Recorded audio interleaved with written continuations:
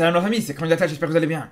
Alors on connaît la liste du Maroc pour cette CAN 2024, et je pense qu'il y a beaucoup de choses à dire par rapport à cette liste-là. Il y a des choses intéressantes à dire, mais déjà pour commencer, j'ai remarqué qu'il y en a beaucoup qui se plaignent du fait qu'il n'y a pas eu énormément de surprises dans cette liste. Mais déjà pour commencer, le fait qu'il n'y ait pas eu de surprise, c'est pas forcément une mauvaise chose, au contraire. Après voilà, on peut débattre sur cette liste, est-ce qu'elle est bien ou est-ce qu'elle est pas bien. D'ailleurs, on aura l'occasion d'en parler ce soir à partir de 21h sur Twitch. Vous aurez l'occasion de me dire si vous êtes satisfait ou pas de cette liste Grégui, mais je vous dis la vérité. Pour moi, cette liste du Maroc pour la CAN 2024, elle est largement supérieure à la liste du Maroc pour la Coupe du Monde. Il n'y a aucun débat là-dessus. Après ça, bien sûr, c'est sur le papier. Il faudra voir ce que ça donne sur le terrain. Mais c'est pour vous dire à quel point, aujourd'hui, le taux d'exigence il sera d'office élevé. Tu ne peux pas te satisfaire d'un huitième de finale, ou même d'un quart de finale, quand tu vois une liste pareille. Quand tu vois, déjà, on l'a dit après la Coupe du Monde, avec le parcours du Maroc, c'est sûr et certain que le taux d'exigence avait augmenté à ce moment-là. Mais bon, on va dire, allez, entre la Coupe du Monde et la Coupe d'Afrique, c'est deux compétitions qui sont totalement différentes. Ça, c'est une chose. Mais d'un autre côté, malgré que c'est deux compétitions différentes, moi je vous le dis, avec les joueurs que tu as aujourd'hui, tu peux pas te satisfaire de n'importe quoi. Alors je dis pas qu'on va gagner la Coupe d'Afrique, je vous dis pas que le Maroc c'est l'équipe qui a le plus de chances de gagner la compétition, mais en tout cas, on peut pas se permettre d'être ridicule. Ça il faut le dire, pour moi il y aura aucune excuse. Vous allez pas m'entendre dire ouais mais il y aura la chaleur, il y aura l'humidité et tout ça, on s'en fout complètement. Avec les joueurs que tu as, bien sûr que tu dois être exigeant un minimum. Bien sûr que tu dois t'attendre à atteindre au moins un petit demi-finale. Grégui il est un petit peu revenu sur ses propos, peut-être pour diminuer l'impression sur ses joueurs, etc. Mais moi ça n'empêche pas que je le pense totalement. À partir du moment où tu as atteint une demi-finale de Coupe du Monde, bien sûr on attend à ce que minimum tu fasses la même chose à la CAN. On peut pas se dire qu'aujourd'hui, on va se satisfaire d'un quart de finale, on va se satisfaire d'arriver au même stade que sur la CAN précédente, il y a 2 ans d'ici. Alors qu'entre temps, cette équipe elle a totalement évolué, elle a totalement changé, elle a totalement progressé. Mais bon, je vais pas m'étaler là-dessus, j'aurai l'occasion justement de me projeter sur la CAN du Maroc dans les jours à venir, dans une vidéo qui sera consacrée à ça à part entière. Mais aujourd'hui, on va revenir sur cette liste. Quand je vous dis que cette liste pour la CAN est largement meilleure que celle pour la Coupe du Monde, c'est pas du tout un hasard quand je vous dis ça. Il suffit juste de voir cette liste. Quand on voit déjà au niveau des gardiens, c'est la même chose. Il n'y a pas trop de changement à ce niveau-là.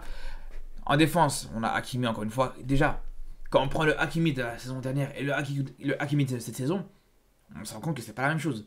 Rien que sur ce début de saison, Hakimi, il est largement meilleur que la saison dernière. Ça, c'est une première chose. Et pour le coup, on peut dire exactement la même chose pour Hatchetela. Alors, ok, c'est vrai que pour lui en club, il n'est pas totalement en réussite. Mais ça n'empêche pas que quand tu compares le Hatchetela de 2022 à celui de 2024, d'office, tu sais que, voilà, tu auras affaire à un joueur qui sera beaucoup plus expérimenté. À la Coupe du Monde, il n'avait pas joué ne serait-ce qu'une seule minute avec le Maroc. Là, aujourd'hui, il a accumulé toute une Coupe du Monde, toute une compétition. Il a enchaîné plusieurs matchs amicaux entre-temps. Après, pour ce qui est de Mazraoui, de Aguerd et de Saïs, ils sont toujours là. Mais pour le reste de cette défense, c'est là où c'est vraiment intéressant. C'est là où tu te rends compte que c'est une équipe qui a absolument plus rien à voir. Parce que la défense centrale, et le reste de cette défense centrale surtout, elle a largement globe, j'ai envie de vous dire. Elle s'est largement améliorée. Parce qu'à base de Dari, de Banoun et de Yamir, qui ont fait une très bonne Coupe du Monde, il n'y a aucun problème là-dessus. Mais quand même, il faut dire que tu récupères un Chadi Riyad, qui est une pépite du Barça, que le Barça veut absolument récupérer en plus de ça. Il fait une très bonne saison de confirmation avec le Betis Séville. Tu récupères aussi Abkar, pareil, avec Alaves, il est très très bon cette saison aussi, il fait des très bons matchs en Liga. Et surtout, tu récupères Abdelhamid. Et ça, je l'ai dit et je l'ai répété, que ce soit avant la Coupe du Monde, où je disais que pour moi c'était un joueur qui devait être convoqué, ou même après la Coupe du Monde, quand je disais que franchement, mon plus gros regret, c'est qu'il n'ait pas été présent contre la France. On parle d'un joueur qui est très bon en Liga avec Reims. C'est un joueur qui, à chaque fois, il est souvent dans les équipes type de la semaine, voire du mois. C'est un joueur qui a confirmé dans ce championnat, qui a l'habitude de jouer contre des équipes comme le PSG, de jouer contre des gros joueurs, des joueurs de qualité technique. Il répond très souvent présent, même quand il tombe contre des joueurs qui sont très bons techniquement ou même physiquement. Il est à la hauteur à chaque fois. C'est pour ça qu'aujourd'hui, quand tu vois que tu récupères un joueur pareil dans cette liste pour la CAN, c'est déjà un paramètre énorme qui montre que cette liste-là, pour jouer à la CAN, elle est largement meilleure que celle de la Coupe du Monde. Et ça pareil au milieu de terrain. À la place de Gebran, t'as El Azouzi qui fait une très bonne saison avec Bologne en Serie A. À la place de Sabiri, t'as Saibari. Peut-être qu'ils ont un nom qui est assez proche, mais le niveau, il est incomparable. Bien sûr que Saibari, il est largement au-dessus. Et pour ça, il n'y a même pas besoin de suivre le championnat hollandais pour dire ça. Mais tout simplement, juste en Ligue des Champions. Où déjà là, il a été impressionnant, que ce soit contre Arsenal par exemple, contre Lens, etc. Après, il y a aussi Shahir qui sera plus là. Alors là, ça va être plus compliqué de le comparer avec Richardson, parce que c'est un rôle qui est assez différent, c'est un poste même qui est différent.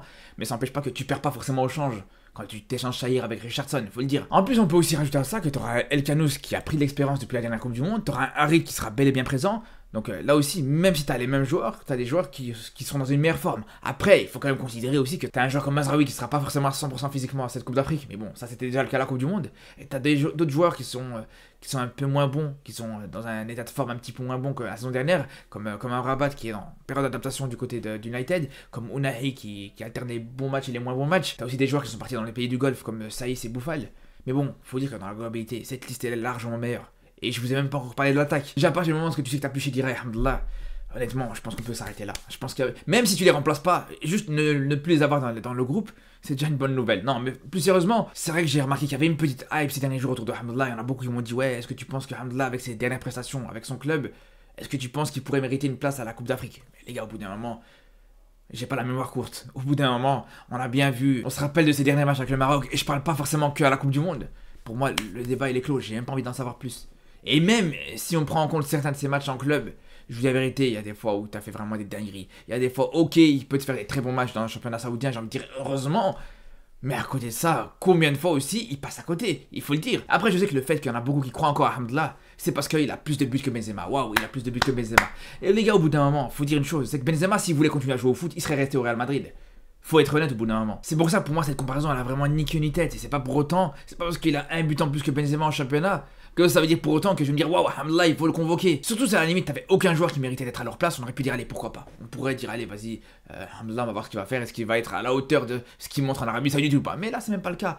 Là, c'est même pas le cas, parce que si tu prends Hamdallah, ça veut dire que tu dois virer soit Tissoudali, qui est vraiment le joueur sur qu'on compte pour remplacer Enesiri. C'est le joueur qui nous manquait énormément sur cette dernière Coupe du Monde là. Et là, il se relance très bien depuis sa blessure. Donc, au bout d'un moment, à quel moment tu peux prétendre prendre un Hamdallah à sa place? Surtout qu'il faut rappeler encore une fois, je le dis, je le répète, que c'est le joueur qui te qualifie à la Coupe du Monde. Et ça, même chose pour le Kaby. Alors, ok, je suis pas totalement fan de ce joueur-là. C'est vrai qu'il a des très mauvais matchs aussi en équipe nationale, mais il répond souvent aussi présent. Et pour moi, entre Hamdallah et El Kaby, il n'y a même pas photo. En termes de mérite, El Kaby, c'est un joueur qui a beaucoup plus de mérite. Il faut le dire. Ce joueur-là ne se plaint jamais, qu'il soit convoqué ou pas, qu'il soit sur le banc ou pas. Il est toujours là, il a toujours un bon état d'esprit. En plus de ça, de temps en temps, il peut sortir des grosses masterclass en sélection. Ce qui a plus été le cas de Hamdallah depuis 5-6 ans. Pour terminer sur un autre point qui montre que cette liste du Maroc pour la CAN est largement meilleure que celle de la Coupe du Monde, et surtout en attaque, c'est le fait que par exemple, à la place d'Abou-Khalal, aujourd'hui tu te retrouves avec Amin Adli. Et même si on sait que Abou-Khalal c'est un très bon joueur, il faut quand même reconnaître qu'Adli c'est un cran au-dessus malgré tout. Après attention, je crache pas sur Abou-Khalal, je crache pas sur l'ensemble des joueurs qui sont plus présents dans cette liste, au contraire. Ce que je dis justement, c'est que c'est positif de dire qu'aujourd'hui tu peux te passer deux. Et non seulement tu te passes deux, mais tu vas te passer deux pour des joueurs qui sont clairement meilleurs. Et c'est ça qui est intéressant. Parce qu'aujourd'hui, cette liste, vraiment, je vous dis, elle est incroyable, vraiment. Et c'est pour ça que j'ai beaucoup insisté là-dessus en début de vidéo. Quand je vous dis que t'es obligé d'être exigeant pour la Coupe d'Afrique qui arrive, mais avec une liste pareille, t'as absolument pas le choix. T'as fait des très bonnes choses à la dernière Coupe du Monde avec un super groupe de joueurs. Et aujourd'hui, la qualité s'améliore encore plus. Donc c'est tout à fait normal d'attendre énormément. Bref, de toute façon, j'aurai l'occasion de revenir très bientôt sur une nouvelle vidéo. Ce que je vous dis, pour moi, jusqu'où je vois le Maroc arriver dans cette Coupe d'Afrique. En attendant, je vous dis à demain pour une nouvelle vidéo autour du football africain, autour du football européen et même autour de l'actualité en général. Donc je vous dis à très très vite et surtout d'ici là, prenez soin de vous. Pas de surprise. Ouais frérot, on voulait pas de surprise frérot, c'est une liste, c'est pas un Kinder, qu'est-ce qu'on en a rien à foutre. Ah c'est bon, il y a plus de surprise frère. Ah, la photo, oh là la photo ghetto. Oh là ça se bouscule pour qui va être à côté de Regragui. Eh mais j'aurais bien aimé être là. Regarde l'autre, on le voit pas, il lève sa main. Pour être sûr qu'on le voit, on va reconnaître sa main frère. Tu veux qu'on reconnaisse quoi, tes empreintes digitales? Oh, c'est quoi cette...